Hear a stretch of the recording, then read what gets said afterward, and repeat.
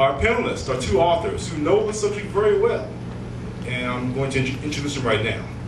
Of course, to my right, far right, I'm sure you heard of our first panelist, Pearl Jr. She is an American author, activist, journalist, and producer. She is also the author of 3 books, 1 documentary, and successfully has run 4 award-winning websites. She also serves as the founder of Elbow Grease Productions, which is part of our partnership tonight with Corash Unity Center, and Pearl Jr. Publications. She is also known for her work in the African American community. Of course, if you've seen Life and Times, you definitely know her work very well. There you, Callie Johnson-Redd, our esteemed author from Northern California. He's also the author of 3 books. He holds a graduate degrees in education and public administration, and is an undergraduate degree in political science and ethnic studies. And he's currently a high school administrator in the Northern California area of San Francisco and Oakland. So I'm going to let them speak about themselves, the books. Okay, so let us introduce our first panelist, which is, of course, Pearl Jr. Pearl? Well, I like, oh, that's very sweet. Thank you. I'd like to thank everybody for coming out. I'd like to start off by just saying that we have minimized too many. I always say too many because that means one is too many that's doing the wrong thing. Doesn't mean all. We have minimized our relationships to the point of thinking that they're not as important as they are. Our relationships is the basic foundation of civilization. Any civilization is built off of the family, and anything from there, a weak foundation, anything sitting on that is flimsy and it's easy to fall. So we have to build our relationships. It's one of the most important things that we can do. Committed people, they own more property. Married people, they live longer, they're healthier, they raise better children. A black married couple makes about the same as a white married couple. So our relationships are of utmost importance because you have 2 people that are taking the job that one of us are usually doing. So if we had 2 people living in the same household, sharing the responsibilities, boy, we can thrive because we are born the most talented people in the world. And I don't think anybody would ever say that's not true. We are born the most talented people in the world. Good. Very good. The only way I can answer you is come back with poetry. And so I'm going to just do 2 quick poems for you to give you an idea of who I am and where I'm coming from. The first one is called Black Woman Dear. And I see a lot of sisters here, so it's all for you. Black woman dear, please have no fear.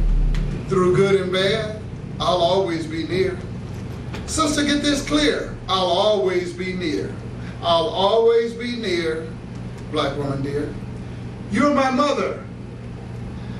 You're my sister or my cousin. My love is overflowing. In the inner city where we need more love, even in the suburbs, let peace and love shine down. Look and feel me in your front, but I got your back, black woman, like that. Please, my sister, you have nothing to fear. Smart and beautiful, black woman dear. You are my love, you are my queen.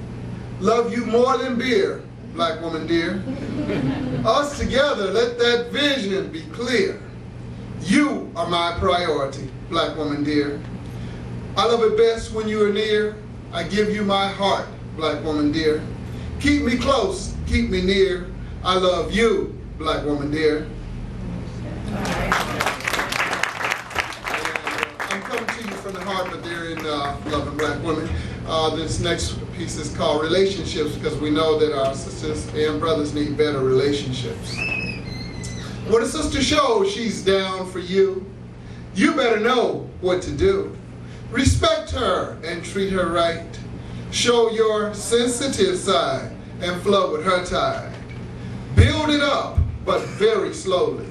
When the time is right, step to her boldly. Loving a sister is very complicated. When the time is right, you must be dedicated. Lay your cards on her table. She will tell you if she's able. No fuss, no rush. Make a sister blush. Love her if you can, or if she says you must. Emotions are serious. With lust you only play. A relationship cannot be made in a day. Take it easy. Grow tender, love, to make it fly like a peaceful dove. If love is right, you will know love will fit like a hand in glove. Thank you. I'm coming to you from San Francisco Bay Area. I was in San Francisco, my hometown, on Thursday when we had an interview on the air. And, you know, the Bay Area is a nice place, but we have some bad relationships right now. And we're seeing the fruit of the bad relationships between the brothers and the sisters and between the brothers and the brothers.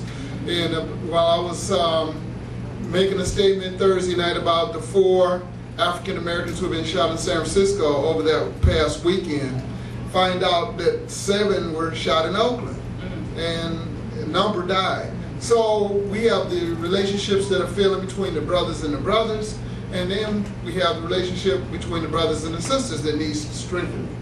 And so I'm here to add my voice to calls to say we got to step up and make sure that we respect each other and that we find peaceful ways to resolve our issues so it doesn't end up in the kind of bloodshed we're seeing, so that we can improve ourselves and be better for the future.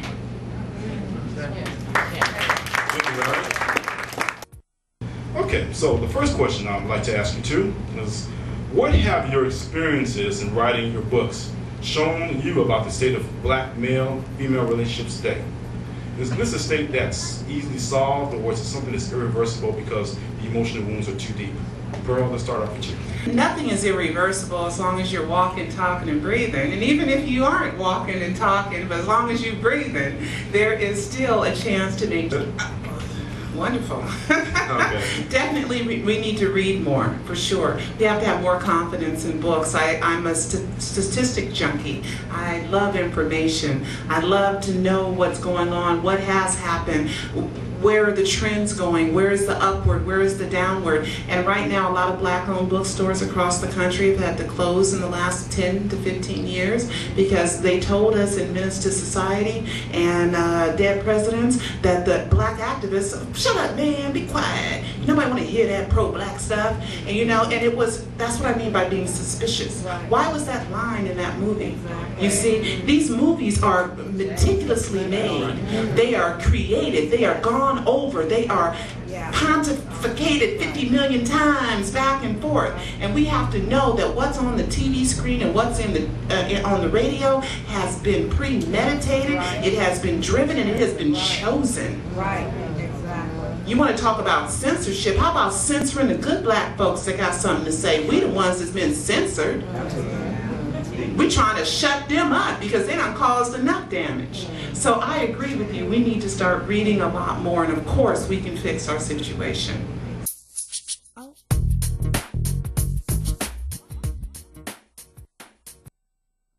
I do want to ask Pearl though, and Larry, you two mentioned about reading.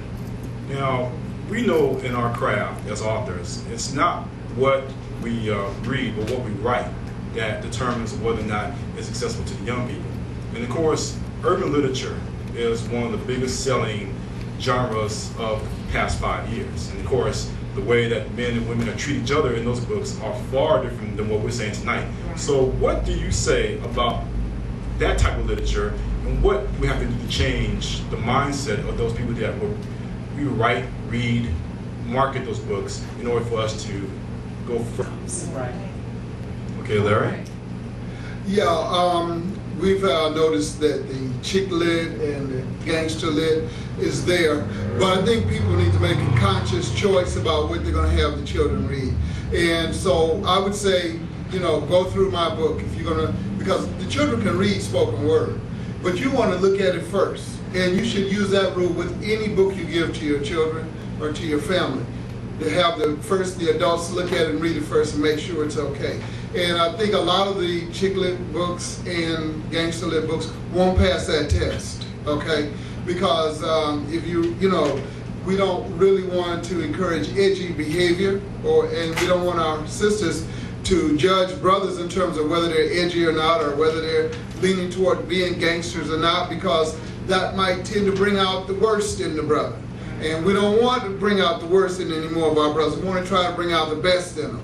And so, you know, with all due respect, I would just say that the parents should definitely read through the book first before letting the children read it, so that we can make sure it passes the test of relevance. Okay, that's good. So that leads into my second question. Now, we talked about what's wrong with the media. But my second question to you, and we're going to start with you, Larry, is that how can we use the media to promote, to our advantage, to promote happy and healthy relationships between black men and women? And again, Larry, let you start off first. Okay, you know, there are a lot of good things going on the internet in terms of SOA, Sons of Africa, in terms of the African politics and the Afrocentric world. There are a number of very good discussion sites on the internet that we can utilize to our advantage. And then there's also the thought that books like these need to be put on audio, you know, made available in an audio way, so that people who don't read, and because we're going to always have to address that, could listen and get an audio version of the book, so they can listen to it while they're in the traffic jam or on the way to work. So we have, as authors, have to find new ways to utilize existing media to get to our population, to get to our readers. And I do have an audio book that's coming out, and it's meant to grab those who won't take the time to read. But yeah, so we have a continual challenge.